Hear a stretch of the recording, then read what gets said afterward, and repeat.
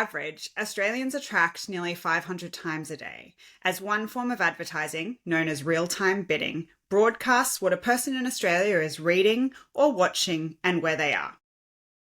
You co-authored the report this statistics comes from. It's called Australia's Hidden Securities Crisis. I'm going to link it in the show notes. Can you take us through your key findings and why they're so important?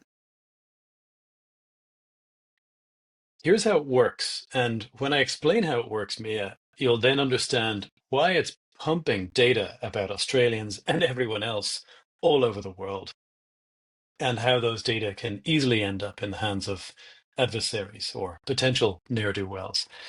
So let's imagine that you are reading an Australian newspaper, and you've been browsing the different pages of that paper on your web browser, and you call up a page about some sort of cancer symptom, something that could be quite revealing about you.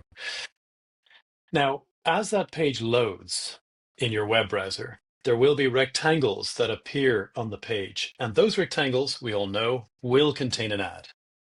But the ad isn't always there from the very first moment that the page is loading on your screen. So often what happens is the editorial content of the web page starts to appear on your screen, and then an ad jumps in and pushes the text down. It's almost like a stutter. So that's when you notice this process happening.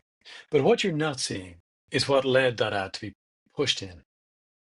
The website will send information about you and about where you are, often, and about what you're reading, to a type of company called an advertising technology company, an ad tech company. This particular ad tech company will be a SSP, a supply side platform. Now, the SSP offers information about you into at least one auction. There could be many auctions just for one ad. And what's happening is they are soliciting bids from other companies who represent advertisers. And the bids are for the opportunity to have a particular advertiser's ad shown to you specifically in a particular place in a particular time.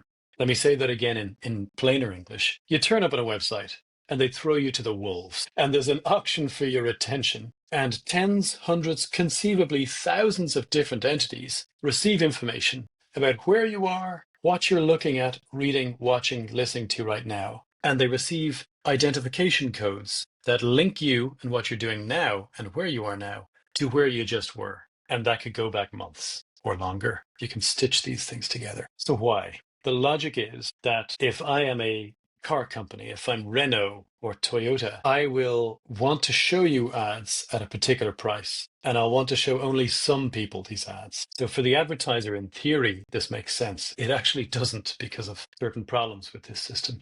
But the net effect is that data about what everyone is doing on the internet and where they are is being broadcast out hundreds of millions of times a year. I should say billions of times a year. The kind of categories you can find are government, decision maker, Australia, counter-terror and intelligence, but also, health conditions, bankruptcy, finances, all those kind of issues, weight loss, depression, STDs.